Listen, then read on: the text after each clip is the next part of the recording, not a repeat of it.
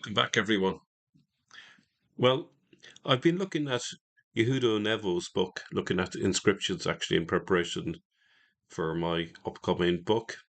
And I had a look at this inscription, and it's interesting when you look at an inscription afresh after not having seen it for a few years and having discovered a few things in the meantime, suddenly you start to notice things that you wouldn't have noticed before.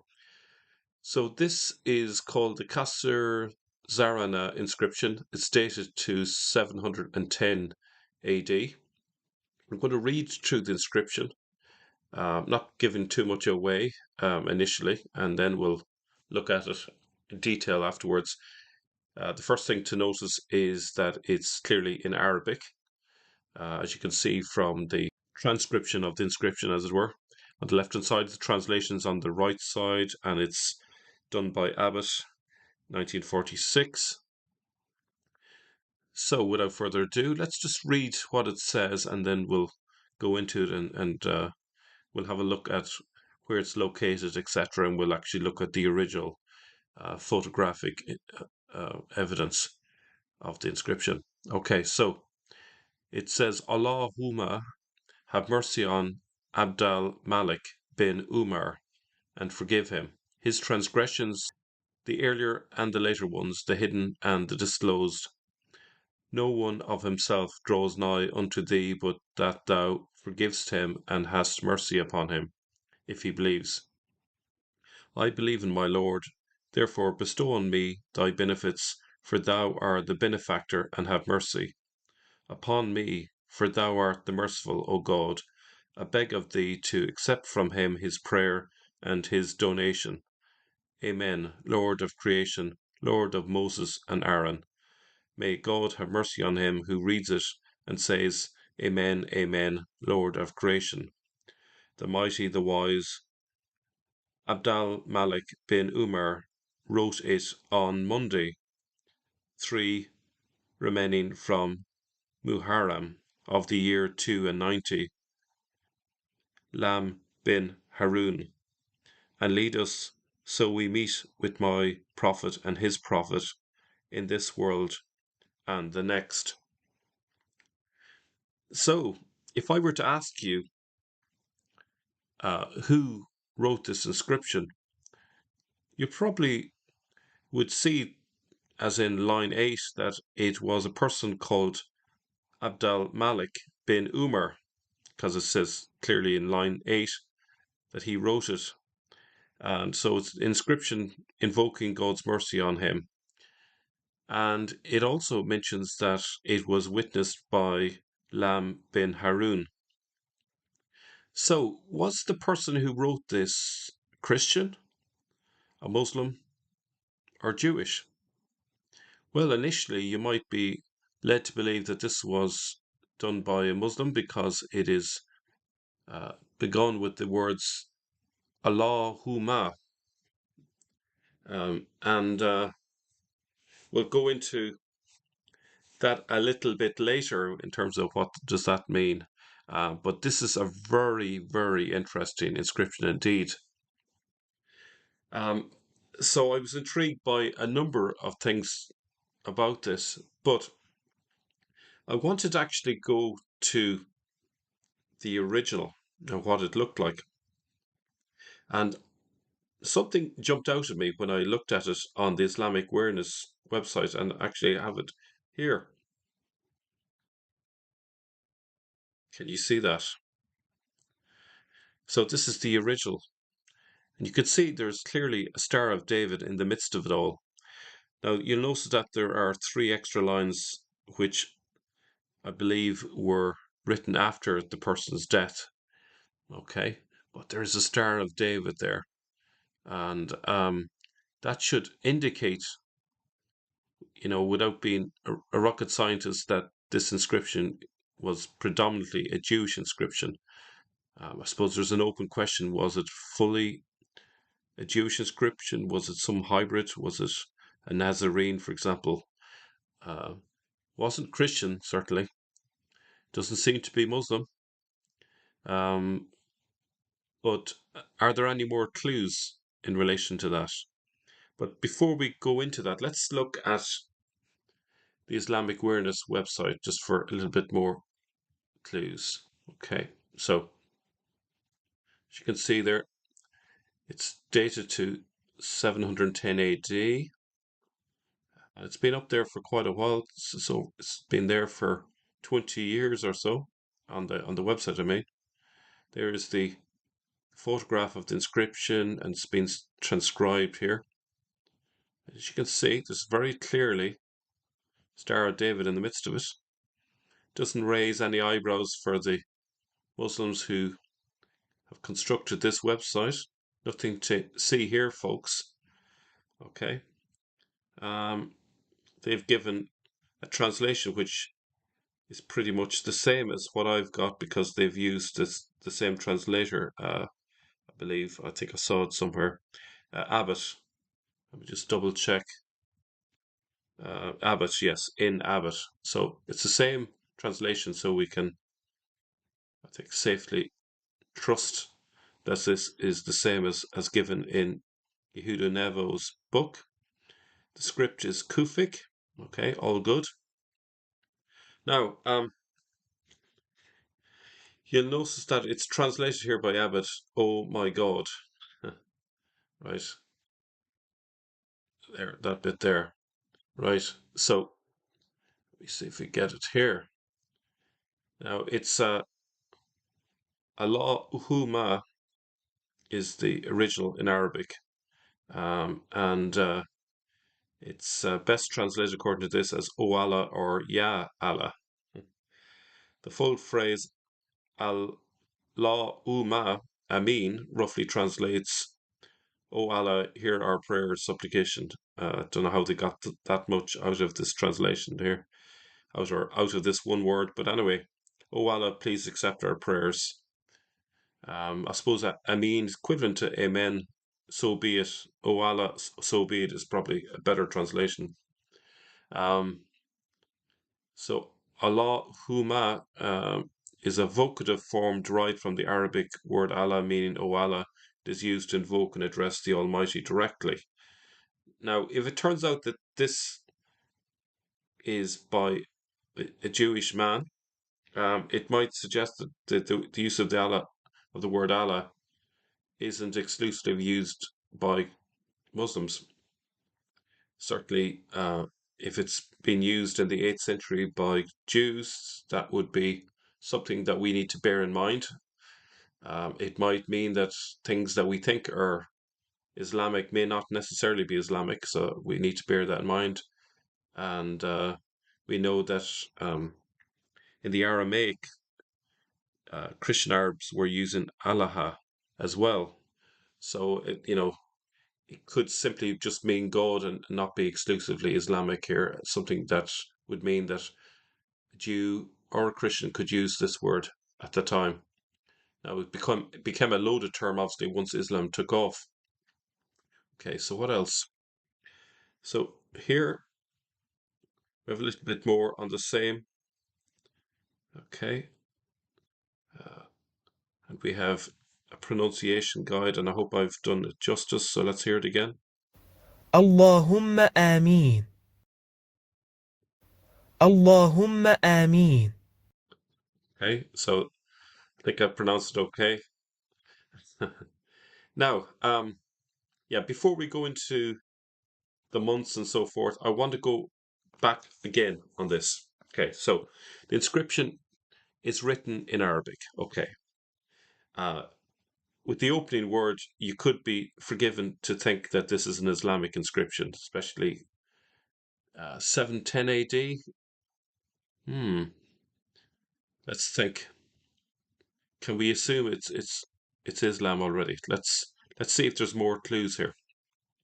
Have mercy on Abd al Malik. Now, this is not Abd al Malik ibn Marwan. This is a different person who's calling himself Abd al Malik. So this is clearly a title that's been used, or there's probably a better word than title here, but it's an evocative name that's been used. It just means servant of the king. if you take a direct translation. So that anyone could have used this, and maybe it is actually quite a common name at the time. Okay, so Abd al Malik bin Umar.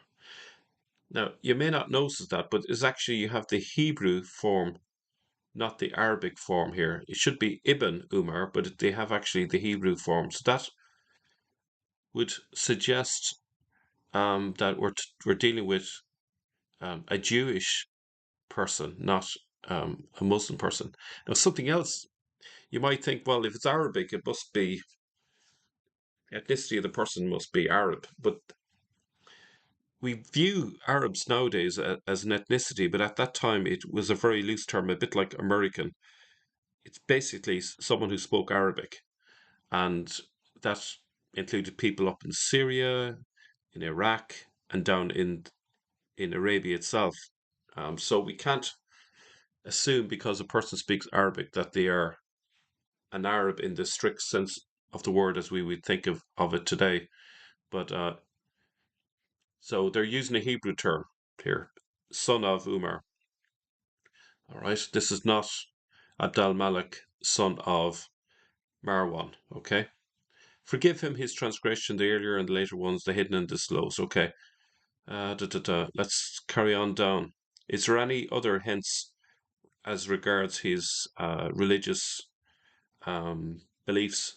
Lord of creation, Lord of Moses and Aaron. Now, there, Moses and Aaron would be of concern both to Muslims and Jews, but I would say primarily Jews, Moses and Aaron. So there's another Jewish aspect. May God have mercy on him who reads it and says, Amen, Amen, Lord of creation. And then we have the mighty, the wise, Abd al Malik bin Umar. Again, it's the Hebrew form, son of Umar. Wrote it on Monday, the 3 nights remaining from Muharram of the year 290. Now we'll come back to this month because they are not using the Jewish month of the year, they're using Muharram. But perhaps this is an alternative name for a Jewish month of the year, and I have a suggestion for that. Um, Clearly, this word haram has got to do with the sacred month, place of sacredness. Okay. Um, Now we've already noted that the Masjid al Haram, we've noted that it could refer to the Temple Mount. So can I suggest that maybe this has got to do with the month that Jews visit Jerusalem? Okay, 3 nights remaining from the time of the year when they go on pilgrimage to um, Jerusalem, to the Temple Mount. Now it has been taken over by Islam and it's got, it's got a different spin on it now, but that's all it could be. Um, okay, and it's witnessed by Lam bin Harun. Again, Hebrew form, son of Harun. What's Harun? Well, it's basically the Arabic form of Aaron. You got the Hebrew form here, Aaron, and you got the Arabic form here. So these are both Jewish people, I would say, who are primarily fluent in Arabic. They are obviously familiar with Hebrew as well, or at least they have some familiarity with Hebrew because they're using Ben. They are their names are semi Hebrew, semi Arabic. It's very very interesting, very interesting. And it says, "Lead us so we meet with my prophet and his prophet." And again, question here is my prophet and his prophet in this world and next. The my is referring, I presume, to Abd al Malik. So Abd al Malik bin Umar's prophet, whoever that might be, and his prophet. Uh, It's again, it's not clear who his prophet is. Is it the prophet of the prophet? I don't know. And who's meant by that? We don't know. Can't assume it's it's Muhammad. Uh, is it Mehmed? Is it Nehemiah bin Huzia? Is that who the prophet is referring to, or could it be Moses and Aaron? Okay, could the prophet be Moses? Moses' prophet is Aaron, perhaps. I don't know. So there's a big question mark over there. But obviously, we can't assume that the reference to prophets here are to do with Muhammad. That's just reading into the text something that's not there. All we can say is that there are lots of clues that this is a Jewish inscription. So if we remind ourselves that there's Star of David right smack in the middle of it all. Um, Now there's something else. Let me just go back to the Islamic Awareness website. So there's additional lines given here. Presume this is after this person died. So the lines across from the main inscription read, "In the name of God, the merciful, the compassionate." Oh my God, that's again Allahumma, grant forgiveness to Abd al Malik. Now here they have Ibn Umar. Nothing molested him in the world, and he is safe even though seized by death. Okay, that's interesting that they've got Ibn there. And let's just double check. Ooh, interesting. I just noticed this now. So you can't necessarily trust Islamic awareness. They've translated in every case the bin Umar into Ibn, so they've Arabized it. Now, if we go back to Nahudu Nevos, who is taking it directly from Abbot, let me see, it's it's Ben Umar. So who's telling the truth? Who's actually not trying to hide things? I wonder. Um, I would hazard a guess that it's the same. It should be in every case Ben Umar, Ben Umar. Let's look at the picture again. It's very hard to make out there. Um, I would I would appreciate those who are Arab speakers. Have a look at the text yourself. If you could confirm for me, is it bin or ibn in the text? Um, I would guess that Islamic awareness is pulling a fast one there and changing it, get rid of the Jewish, uh, the Hebrew form of son of, and changing it to the Arab version to just to hide that bit. Okay, but they couldn't hide Moses and Aaron there, which couldn't be more Jewish if it tried.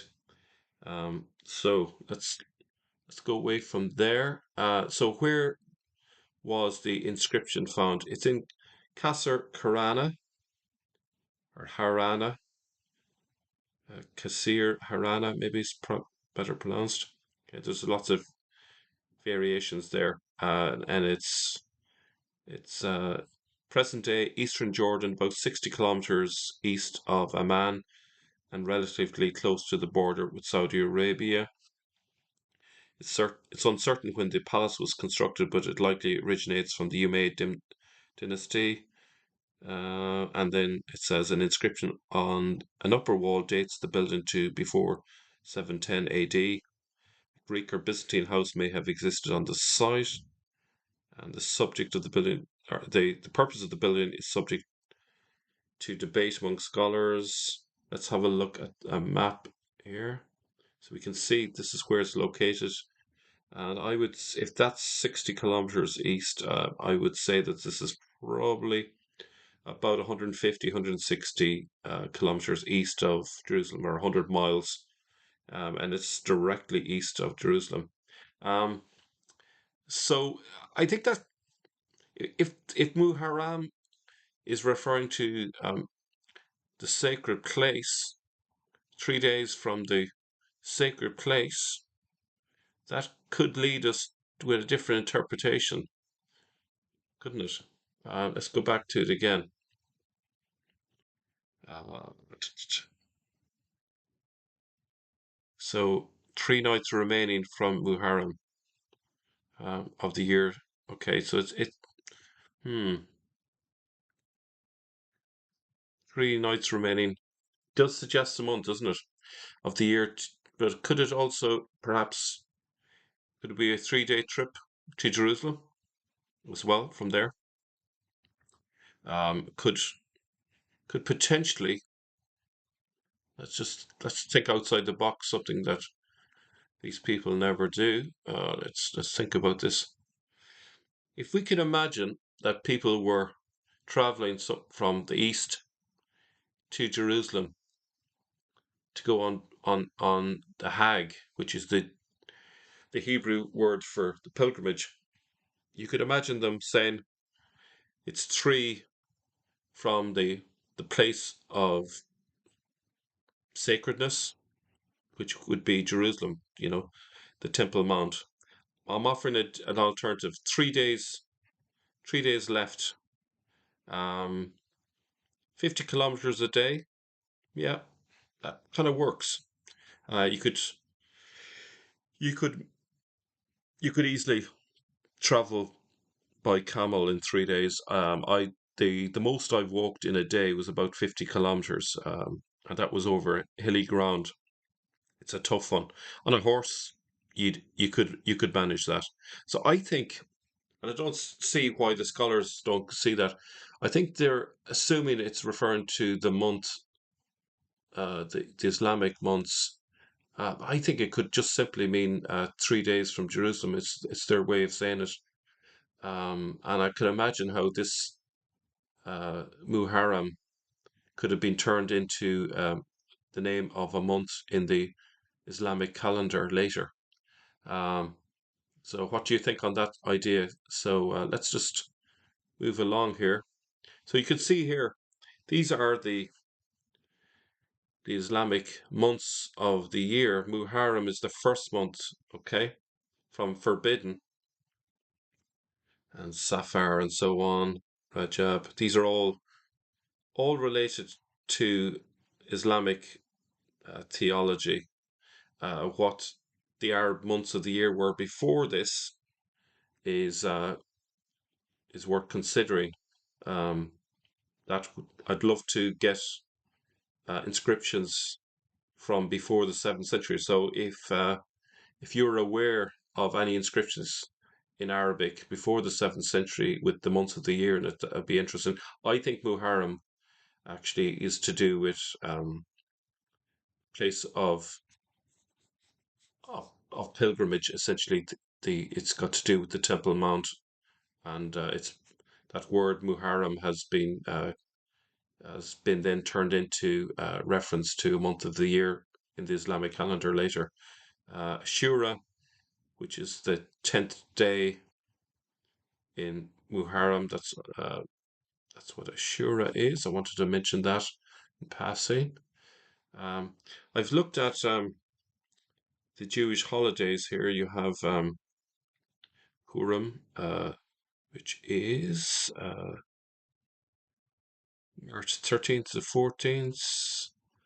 Okay. You have Passover, of course, which is in April. This would be one of the times when Jews would go on a Hajj to Jerusalem, which obviously is the Hebrew, which was taken over and Arabized to Hajj. Now, in places like Egypt, it's still pronounced Hajj as Hag to this day, and they also do that also in southern Arabia as well.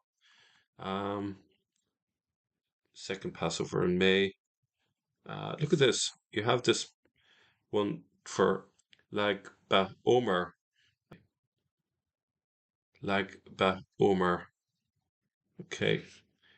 So that is a festive day on the Jewish calendar celebrating the anniversary of the passing of the great sage and mystic Rabbi Shimon Bar Yochai, author of the Zohar. Okay, so Omer is a Hebrew name, a Jewish name as well. That's just adding to complications there. Right. So what else? I looked into the months of the year to see if there's anything parallel between the meanings of the Jewish months of the year, and I noticed that the names of the Jewish months were imported by the Jews from Babylonia. The language of Babylonia, Akkadian, is a Semitic language with many cognates to Hebrew, but some of the month names may have earlier origins from non-Semitic languages, and so they go into great detail there. And there was one bit there, I hope I haven't lost it. There we are. So one of the months, Elul, the Akkadian name for this month was uh, Ululu or El Lulu. In this month, the goddesses were purified in the sacred river. Um, so there is an Akkadian verb, Ululu, to purify, to consecrate a deity. Muharram could be similar to that, maybe, but I think that's a kind of a weak link. That's the best I could do. I actually tried AI and I asked it to give me a list of all the Jewish calendar months there. So the Jewish calendar has 12 months in a common year and 13 months in a leap year. The months are Nisan, Ayar, Sivan, Tammuz, Av, Elul, which is that one that we saw a second ago, Tishrei, Hesvan, Kislev, Tevet, Shevat, and Adar. And apologies, I don't speak Hebrew, and I hope I've done an okay job at pronunciation of that. But if you look at the Islamic calendar, there's no obvious correspondence between the names, is there? The Islamic calendar also has 12 months, but it does not have a leap year. So that's the main difference. But key thing is I asked it to look into the correspondence. It says while both calendars are lunar, they do not align perfectly due to differences in their leap year systems and the way they adjust for the solar year. The Jewish calendar adds a leap month 7 times in a 19-year cycle to keep it in sync with the solar year, while the Islamic calendar does not, resulting in the Islamic months shifting about 10 to 12 days earlier each year relative to the Gregorian calendar. This means that while there might be occasional overlaps in the names or timing of certain months, there is no consistent, direct correspondence between the months of the Jewish and Islamic calendars. So I think we could trust AI on this bit, at least that the fact that there's no obvious correspondence between these months. But it looks like Islam followed the Jewish lead in terms of having lunar months, but um, they gave up on having leap years and so on, and just let it drift. I'm sure there's a story behind when exactly they decided to do it that way and not keep it similar to the Jewish months of the year. Um, so if we go back then after that little diversion, I suppose the key thing there is Abd al Malik. Okay, so Abd al Malik died in 705 AD, and this inscription is from 710 AD. Don't know if the person is copying Malik, Abd al Malik even, in terms of his name, maybe in honor of him. But this is a Jewish person using a similar name, Abd al Malik, servant of the king. It might suggest some sort of connection there, that Abd al Malik is a Jewish popular name, um, title, that's kind of in their circle. Now, I think this supports the idea that Abd al Malik wasn't Christian. Muawiyah could be argued was Christian because of various things that he did, such as putting crosses on the coins, having crosses at the beginning of inscriptions. Abd al Malik is a bit of a strange one. He pushed against that. In fact, in his coins, he got rid of the horizontal bar, let's say, that would be on a Byzantine cross on the coins, and eventually got rid of the images. But we saw in an earlier video that Abd al Malik also had a menorah, and I'm going to include here now a clip from an earlier video that I did with Paul Ellis about this coin. So I'm going to leave it now with this clip, which gives further support to the idea that Abd al Malik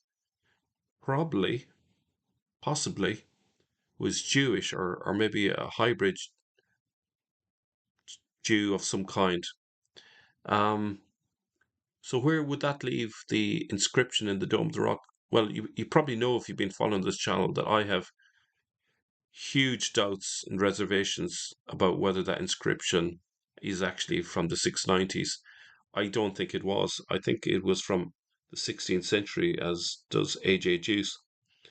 Why would Abd al Malik be concerned with Christology if he was Jewish? It doesn't make sense. What we can be certain of is there's some Jewish link there to Abd al Malik. The Marwan there, his son of Marwan, could refer to the fact that he is linked with Mount Marwa, which is Marwan. Okay, his second in command is called Al-Hajjaj, which is the person who goes on pilgrimage to Jerusalem.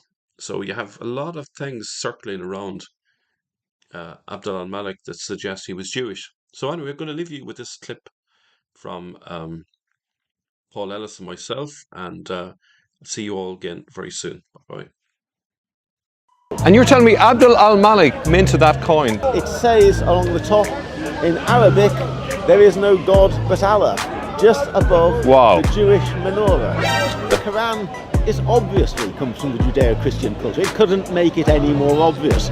All these references to the biblical characters, it couldn't make it any more obvious that this is a Judeo-Christian text. So any Muslims watching this video who want to show me a coin minted in the 1st century of Islam, I would love to hear from you. But when Abd al Malik wanted to symbolize his reign, he didn't go to the Hajjaj. He found a symbol of the Jerusalem temple and said, I want this symbol to represent my reign.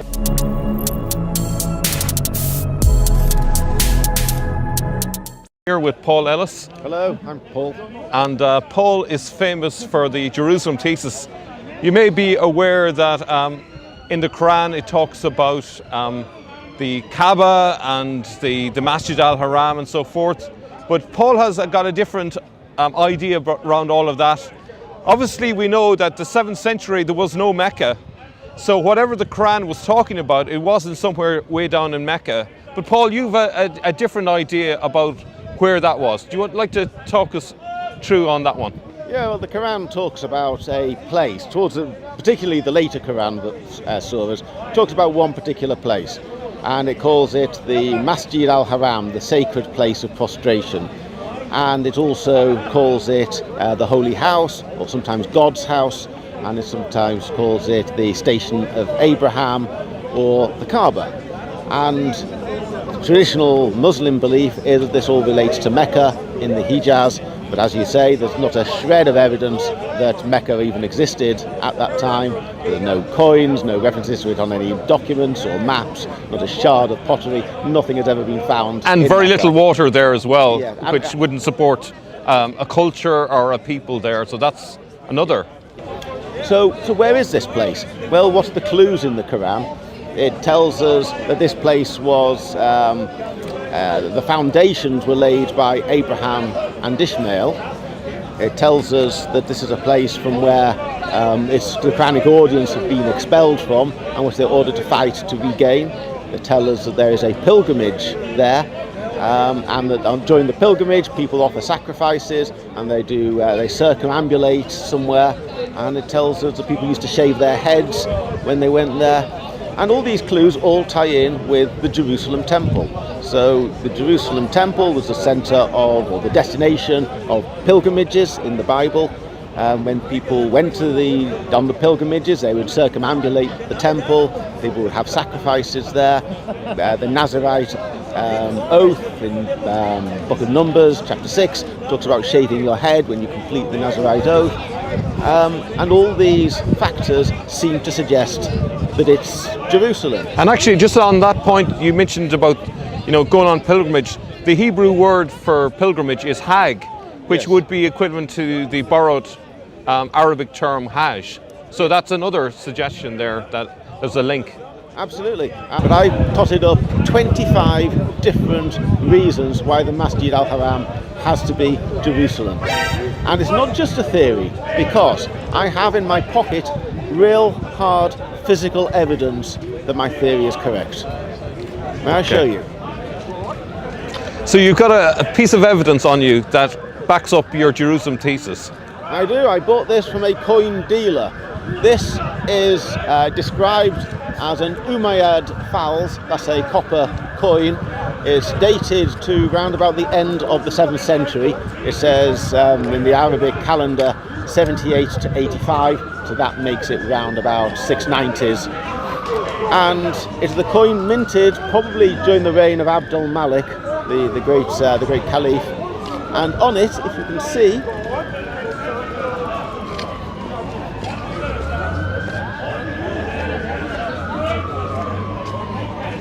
there is the unmistakable image of the menorah. The symbol of the temple. The branched candlestick that is a symbol of Judaism, and particularly a symbol of the temple. And you're telling me Abd al Malik minted that coin? It says along the top in Arabic, there is no God but Allah, just above the Jewish menorah. And that actually totally sinks the standard Islamic narrative there. So, if there are any Muslims watching this video who want to show me a coin minted in the 1st century of Islam that has a picture of the Kaaba on it, or anything to do with Mecca, or anything to do with the desert, I would love to hear from you. But when Abd al Malik wanted to symbolize his reign, he didn't go to the Hajjaj, he didn't go into the Arabian Peninsula. He found a symbol of the Jerusalem temple and said, I want this symbol to represent my reign.